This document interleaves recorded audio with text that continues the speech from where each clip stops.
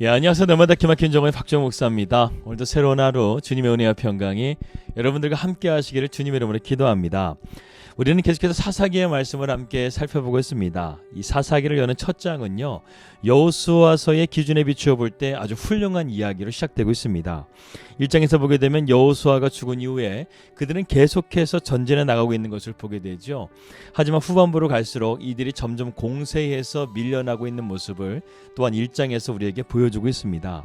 1장을 보게 되면 이스라엘 지파들 중 9지파의 성공을 보여줍니다. 그리고 대부분 초점은 유다에게 맞춰지고 있습니다. 그런데 그 유다는 성공보다는 실패를 하고 말죠. 하나님께서는 유다가 올라가려고 말씀하셨는데 유다는 시므온 지파를 불러서 함께 가자고 했던 것입니다. 여기서 유다는 하나님의 말씀에 온전하게 순종하지 못하는 모습을 우리에게 보여준다는 것이죠.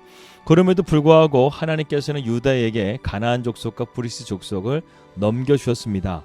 그들은 주민들을 폐주시켰고 또 어제 말씀드린 것과 같이 아도니 베색 왕을 죽였습니다.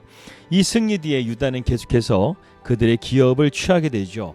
그 승리의 기록들 사이에 보게 되면 한 용맹한 가문이 나오고 있습니다. 바로 우리에게 널리 잘 알려진 갈렙의 가문입니다. 갈렙은 믿음을 통한 전쟁이 이러한 것이라는 것을 온 이스라엘 족속들에게 보여주게 되죠.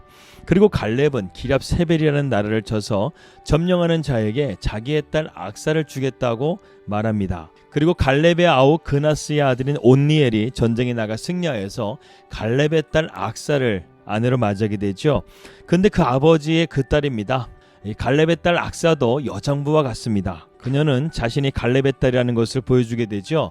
그래서 자기의 신랑에게 갈렙에게 밭을 구하라고 말하면서도 또한 아내인 악사도 아버지에게 윗샘물과 아랫샘물을 달라고 구하게 됩니다. 그래서 갈렙은 온니엘에게 이 두 가지를 다 주게 되죠. 이는 약속의 땅을 취할 뿐만 아니라 그들이 거기에 정착하고 하나님의 축복을 누리려고 하는 그러한 마음을 우리에게 보여준다는 것입니다.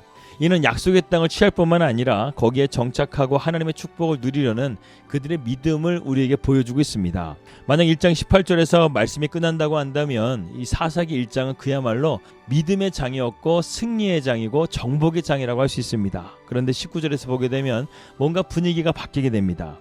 19절입니다. 여호와께서 유다와 함께 계셨으므로 그가 산지 주민을 쫓아내었으나 골짜기 주민들은 철병거가 있으므로 그들을 쫓아내지 못하였으며 이렇게 말씀하고 있습니다. 하나님께서 유다와 함께 계셨음에도 불구하고요, 유다는 하나님의 힘을 온전하게 신뢰하지 못했다는 거예요. 그래서 자신들의 힘을 그들과 비교했을 뿐만 아니라 철병거가 있는 골짜기 주민들을 몰아내지를 못했다는 것입니다. 믿음 없는 상식이 결국 이러한 결과를 만들어내고 만 것이죠. 유다는 하나님을 신뢰하지 못했다는 것입니다. 그래서 그들은 약속의 기업을 다 얻지를 못했어요. 그런데 중요한 것은 무엇입니까? 유다 지파가 이렇게 가나안 족속에 물러나게 되자 다른 이스라엘 족속들도 점점 갈수록 믿음이 약해지고 물러나게 됐다는 것입니다.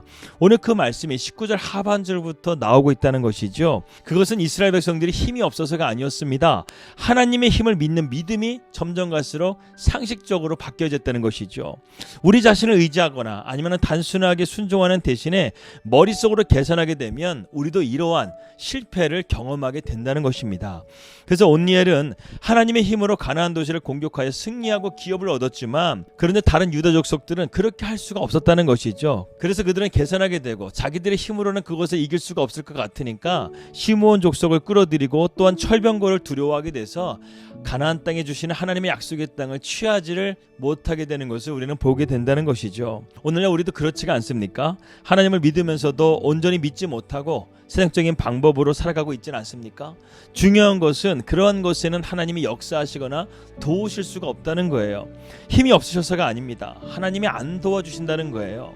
하나님은 우리가 온전한 믿음을 가지고 나갈 때 우리에게 도움이 되시고 힘이 되신다는 것입니다. 그런데 더 심각한 문제가 있어요. 이스라엘의 장자였던 유다 지파가 이렇게 믿음이 병들게 되자 이것은 온 이스라엘 족속에게 전염병처럼 퍼지게 되었다는 것입니다. 21절에 보게 되면 베냐민 지파가 여부스 족속을 쫓아내지는 못해요. 그리고 에브라임 지파는 하나님과 언약을 신뢰하는 대신에 가나안 족속과 싸우지 않는 방법을 택한다는 것입니다. 그들과 평화 조약을 맺는다는 거예요. 므낫세 지파는 다양한 주민들을 쫓아내지 못하였고 대신 그들에게 노역을 시킵니다. 본문의 말씀을 자세히 보게 되면 그들을 쫓아내는 것보다 노역을 시키는 것이 더 좋다고 생각했다는 것입니다. 편의가 순종을 이긴 것이죠. 스불론도 강제 노역을 지키기로 허용합니다. 아셀 족속은 더 심합니다. 그들은 가나안 족속을 쫓아내기는커녕 그들과 함께 섞여 살기로 선택을 하게 되죠. 납달리도 마찬가지였습니다. 마지막으로 단지파는 어떻습니까? 그들을 산지에서 쫓아내지도 못했어요. 무슨 말입니까? 그들이 하나님을 온전하게 신뢰하지 못하자 아모리 족속의 용맹과 끈기에 밀려나게 되었다는 것입니다. 여러 면에서 볼 때 1장의 처음 부분은 믿음으로 잘 나가는 것 같습니다. 그러나 후반부로 갈수록 하나님을 온전하게 신뢰하지 못하는 모습을 통해서 이스라엘 백성들이 가나안 정복에 실패하고 있는 모습을 우리에게 보여준다는 것이죠. 그리고 2장부터는 더 큰 문제가 생기게 됩니다. 이제는 그들이 가나안 족속의 우상과 다른 신을 믿게 되었다는 것이죠. 한마디로 말해서 여호수아가 죽은 이후에 가나안 땅에 들어온 이스라엘의 중간평가는 어떻다는 것입니까? 반쪽짜리 믿음밖에 되지 않았다는 것이죠. 결국 이스라엘은 타락한 길로 들어서게 됩니다.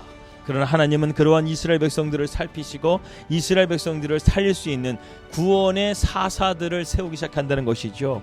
우리는 앞으로 사사기의 말씀을 통해서 인간의 연약함과 하나님의 신실함을 계속해서 보게 될 것입니다. 그러므로 우리가 붙들어야 될 것은 무엇입니까? 하나님만을 온전하게 신뢰하라는 거예요. 하나님을 온전하게 신뢰하며 붙들며 나아가게 될 때 우리의 삶은요, 승리하는 삶이 될 수 있다는 것입니다. 우리는 오늘도 하나님을 온전하게 붙듦을 통해서 승리하는 삶이 되시기를 주님의 이름으로 기도합니다. 기도하겠습니다. 하나님 아버지, 우리의 믿음 반쪽짜리 믿음이 되기를 원치 않습니다. 하나님을 온전하게 신뢰하는 믿음을 통해서 우리의 삶이 승리케 되는 삶이 될 수 있도록 역사하여 주시옵소서. 예수님의 이름으로 기도하였습니다. 아멘. 온전한 믿음을 통해 승리하는 우리 날마다 기막힌 정우 식구들 되시기를 주님의 이름으로 기도합니다. 평안 하루 되시고요. 저는 내일 뵙도록 하겠습니다. 우리 믿음으로 승리합시다. 할렐루야.